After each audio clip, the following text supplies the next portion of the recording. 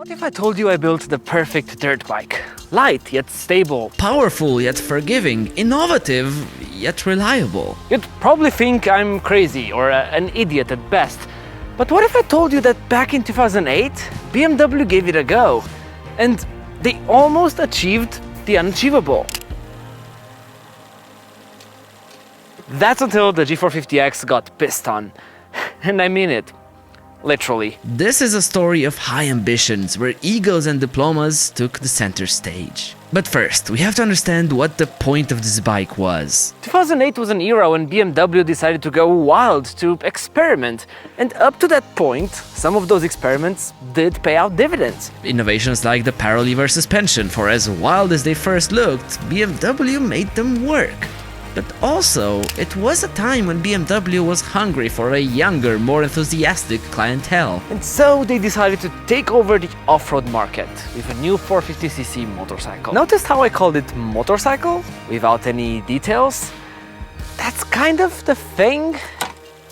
The original definition of the G450X was not exactly clear. Initially, it was going to be marketed as the ultimate street-legal dual sport. But then, as they worked on it more and more, it was obvious that this would be more of a purebred racer, an enduro bike. And then, why not make it suitable for the slower, trialsy stuff? It was bold, not to say stupid, and so BMW decided that it would be everything. I know, it sounds ridiculous. But the thing is, they weren't that far off. Now, the BMW guys were no fools. This project came right after the failure that was the G650X. With that bike, they tried too hard, and what came out was a package that didn't really work together, that innovated for the sake of innovation, without bringing anything useful to the consumer. And so, it was a sales disaster. The Bavarians were not going to repeat that mistake. The initial design brief: make it as powerful as the competition, while making it lighter and more compact. Easy, right? So, they started working on the bike, and they had a few innovations in mind that would help them achieve perfection. A few. You can probably see where this is going. It all started with the chassis. It was a breech-type frame constructed from welded stainless steel tubing. At first glance, you barely see any of it. That's because it's mainly a straight line from the headstock tube down to the swing arm pivot. It's simple yet rigid. And the simplicity meant another thing. Less tubes equals less weight.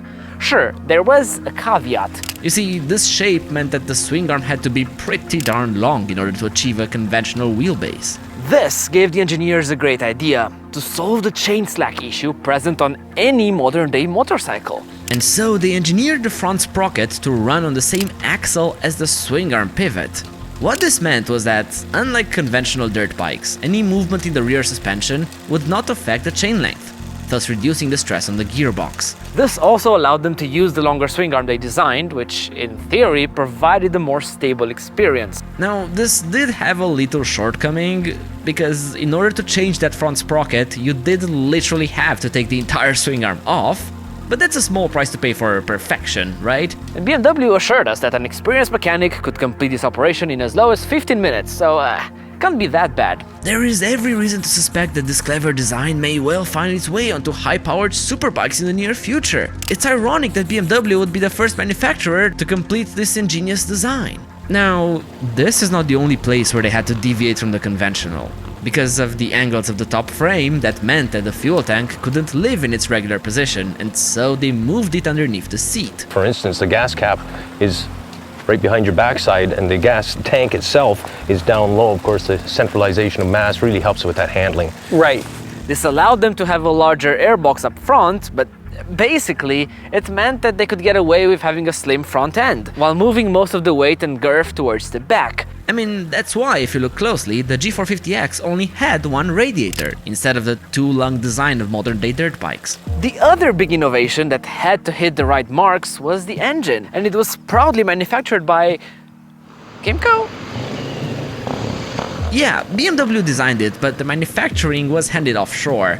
Still, it did feature a counterbalancer, fuel injection, things that for 2008 were pretty darn modern. And then, going back to the frame, its construction allowed them to tilt the engine 30 degrees forward, thus improving the front end stability. The crankshaft rotated backwards, and all of these innovations made this machine Euro 3 compliant, which was unheard of at that time. Okay, stock it did come law compliant with only 40 horsepower on tap, but after 2 minutes of work, you could easily let all the ponies fly. And then there is the clutch, which required even more engineering. Because of the frame and engine combo, this left little to no room for a conventional clutch unit. So what BMW did was it moved the clutch to the right-hand side of the crankshaft. As a consequence, this meant that the clutch basket drives the gearbox instead of the other way around. Without getting too technical, this meant two things. One, the entire system was lighter and more compact, thus saving space and weight. And two, this meant that the clutch had to rotate at 3 times the speed of a conventional unit. Remember this, as it will become crucial to this bike's history. You see, initially I said that they wanted to keep it simple, conventional, and look what they ended up with. Nothing was normal, conventional about it, and it all started with a couple key decisions. But then they constantly had to engineer the rest of the bike to fit the philosophy dictated by those decisions. It's like you could take the main crowded road or take the side street. But when you get stuck on the side street, you tend to try even more side streets rather than accepting defeat and heading back to the main road. What was supposed to be simple, conventional, turned out to be a Frankenstein. And so, in 2009, BMW had one thing left to do: go racing.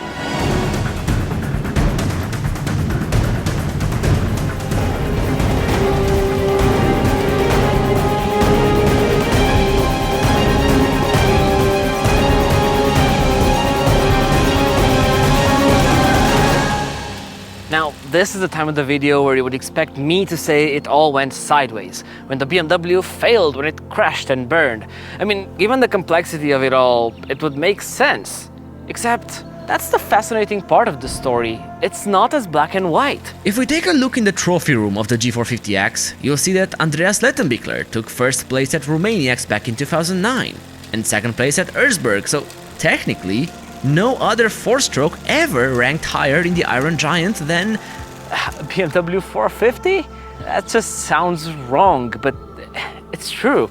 And heck, in the World Enduro Championship, the legendary Juha Salminen managed to get second in its class. And yet, BMW had a problem, and this problem carried a heavy name: David Knight. They hired the Enduro legend to lead their efforts in the World Enduro Championship. At the end of the day, this should be the bread and butter of an Enduro 450. And this is when we realized that beneath the superficial wins, the Bavarians were desperate. And even more so was David. But who is this David guy? Well, among others, he was a multi-Enduro World Champion, GNCC Champion, Trials World Champion. David's a legend. There's nothing like... You know, people say a lot of stuff about him, but I like him, I get on well with him, I speak to him when we're at races and that. Yeah, he's one of the best, and that's who I used to watch when I was growing up and that, and I was watching racing. It used to be David Knight, and I used to kill it, so... And he was in top shape in 2006, winning all 14 WEC events, almost winning every special test of every event of the year. The word domination was written in the dictionary after David's accomplishments.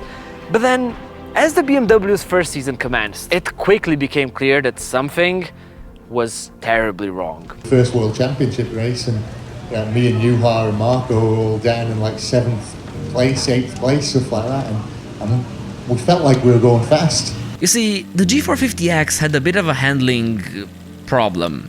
As soon as he got on it, David immediately wanted to change the Marzocchi forks to some more familiar WP units. Now, BMW was really reluctant to change, so it took a lot of convincing to follow the rider's advice.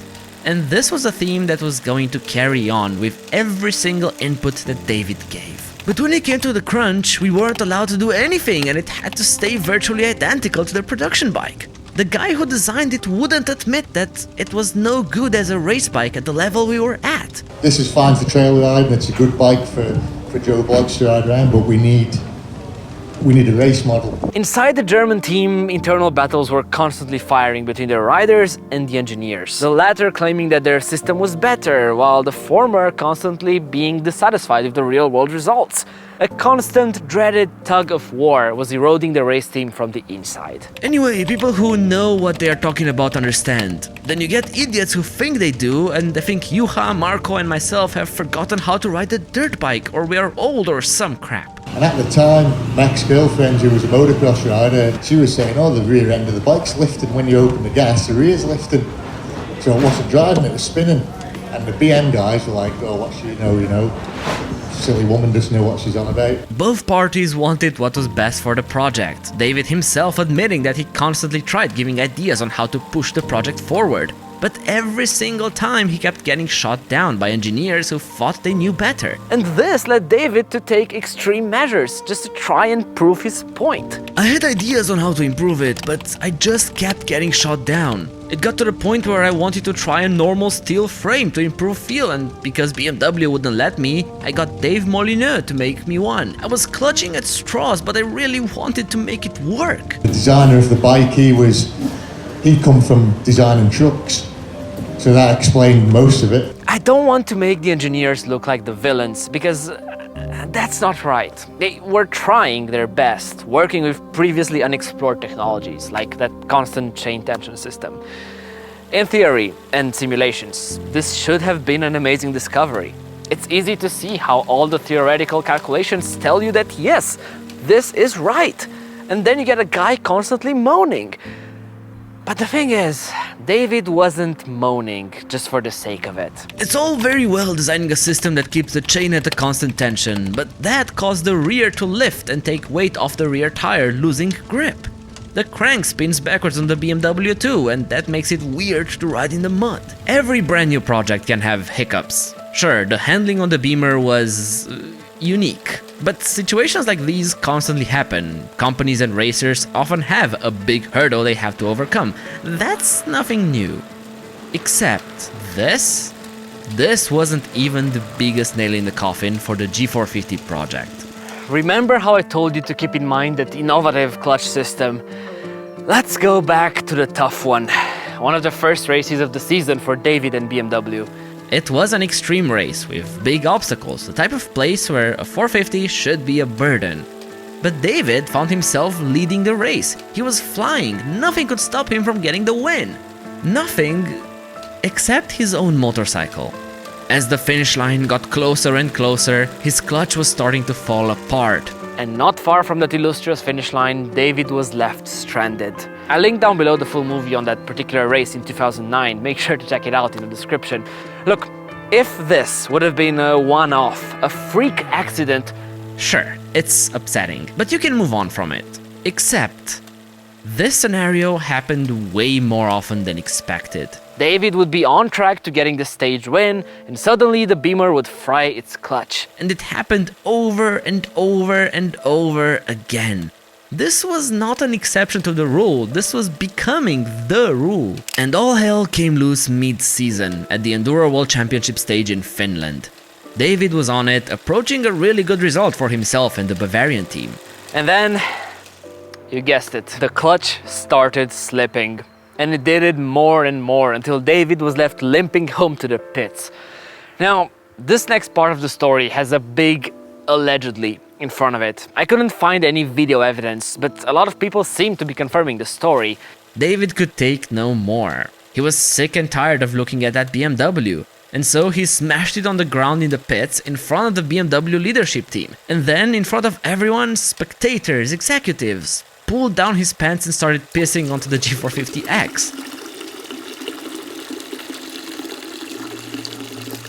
This was a sign of desperation, of a man that has had enough. That could take no more. No more being ignored by engineers, no more mechanical failures. He was done. One thing that is strange, for the production bikes, the BMWs never really had much of a clutch burning reputation. It was really only a racing thing, but why?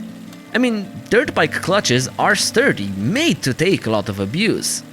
But here is where BMW's Achilles heel stands out. You see, I told you that the consequence of the gearbox arrangement of the G450X was that the clutch spun 3 times faster. Under normal conditions, even when slipping the clutch, that's not really a problem. But under racing conditions, it becomes a huge problem. You see, when racing, we tend to do a lot more clutch slipping even at high RPMs. It's the most precise way to control the power delivery of a motorcycle. And these plates are made to take slipping at 10,000 RPM. That's why David's riding style was never a problem on KTM's or other Japanese bikes. And yet, it was a problem with BMW because on the Beamer, slipping the clutch at 10,000 RPM is almost like slipping it at 30,000 RPM on a KTM. That's the big issue. Spinning the plates that much faster means that slipping it generates a lot more heat, and heat is the kryptonite of clutches. The more heat, the sooner it consumes. That's why the G450 was dropping clutches left and right. Think about it. Slipping the clutch on the BMW at rock-crawling speeds was like slipping the clutch on a KTM at rev limiter. And so, with this final straw, David Knight and BMW parted ways mid-season on less than decent terms. This could have been a career-ending move for Mr. Knight, but he had had enough. The confusing bit is, okay, obviously David Knight hated the BMW, they never gelled. Fine, I get that.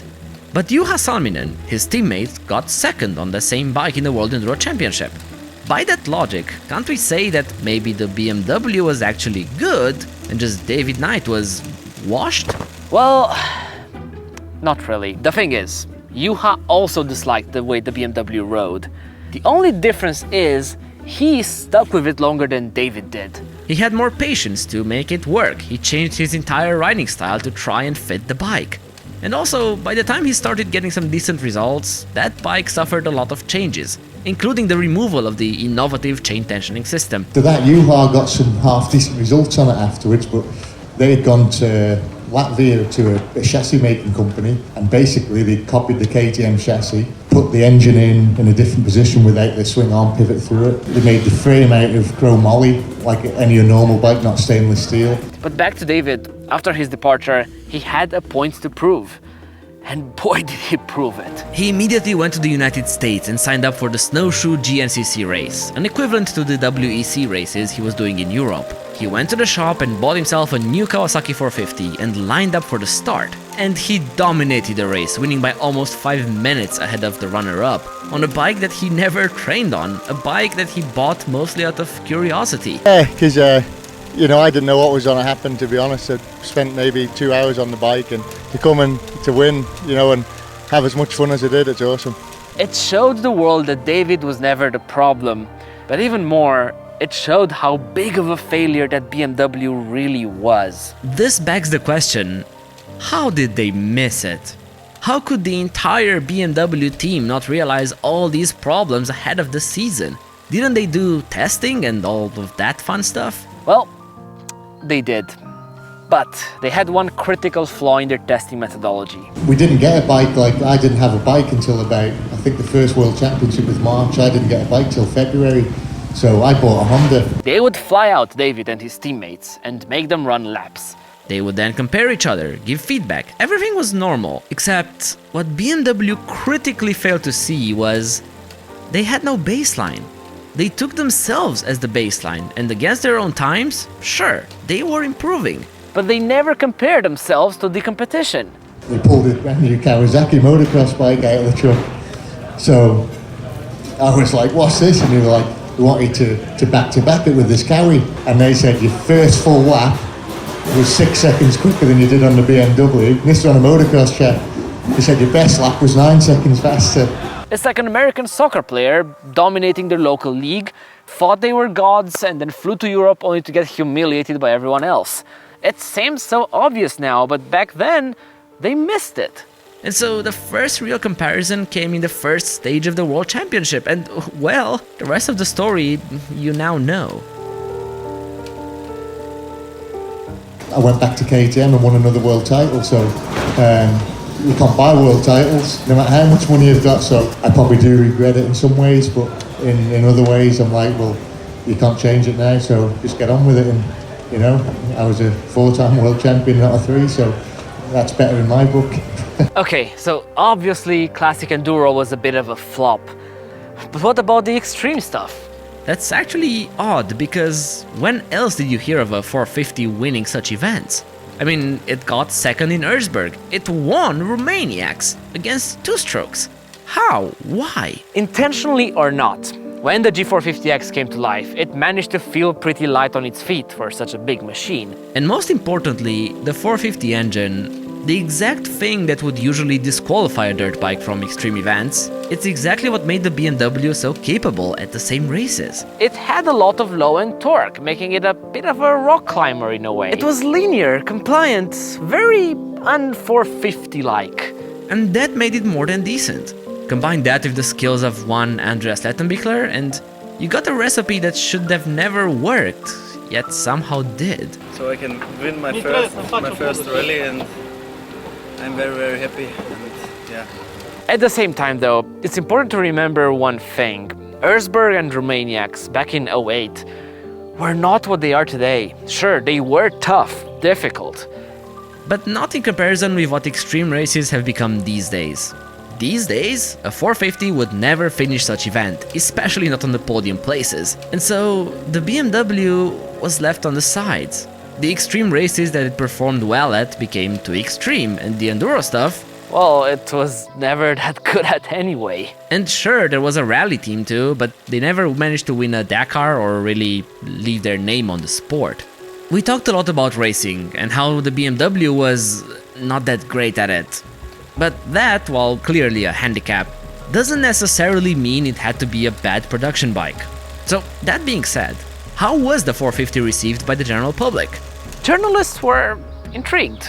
That's true. Some did complain about the motorcycle feeling too big at the rear. Some complained about the horrendous Marzocchi forks, described them as unpredictable and susceptible to deflection. They called it quirky. Some bits were loved, some not so much. But more importantly, nobody from the media called it better than the competition.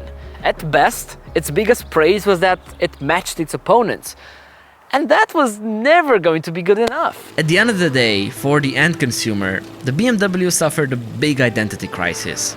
I mean, what was it? People didn't know, journalists didn't know, and at times it looked like BMW didn't know either. It could have been a dual sport with its groundbreaking 3-year and 36,000 mile warranty. But then the small 8-liter tank would only take you to the nearest gas station and no further. It could have been an extreme enduro bike, but then in order to do basic engine maintenance, you'd have to drop the entire engine, or the swing arm to do something as simple as a gearing change. And let's be honest, a 450 4-stroke was never going to have a long future in hard events. So the only thing left, the only thing that it could become, a classic enduro racer, it was a bit shit at.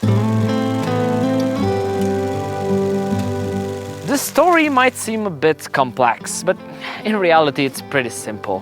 It's a story about an engineering team wanting to introduce 1 or 2 technical innovations to the dirt bike market. But then, as development went on, they had to work around the quirks. And they did that by introducing other new quirks. It was a constant vicious cycle, which meant that, in theory, the G450X should have been amazing.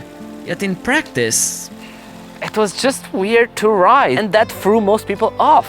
Think about it, why spend all that time to relearn how to ride a dirt bike just to get to the same level you were previously at? Because, yeah, that's where the BMW was. Even if mastered, it wasn't really any better than the competition. It was the classical problem, an answer to a question that nobody asked. Nobody really cared about chain slack or smaller clutches. And I think David Knight put it best. I think they tried too many new ideas when they could have just built a good enduro bike and evolved it. The rough truth is, back in 2008, BMW really didn't know much about building a dirt bike. And it showed. If you want to see a video about a team that did know how to build one, yet suffered a similar fate, make sure to check out our piece on the Buell Griffin. Also, I linked down below all the things we used to make these videos for you. Make sure to check them out. Have a good one. Cheers.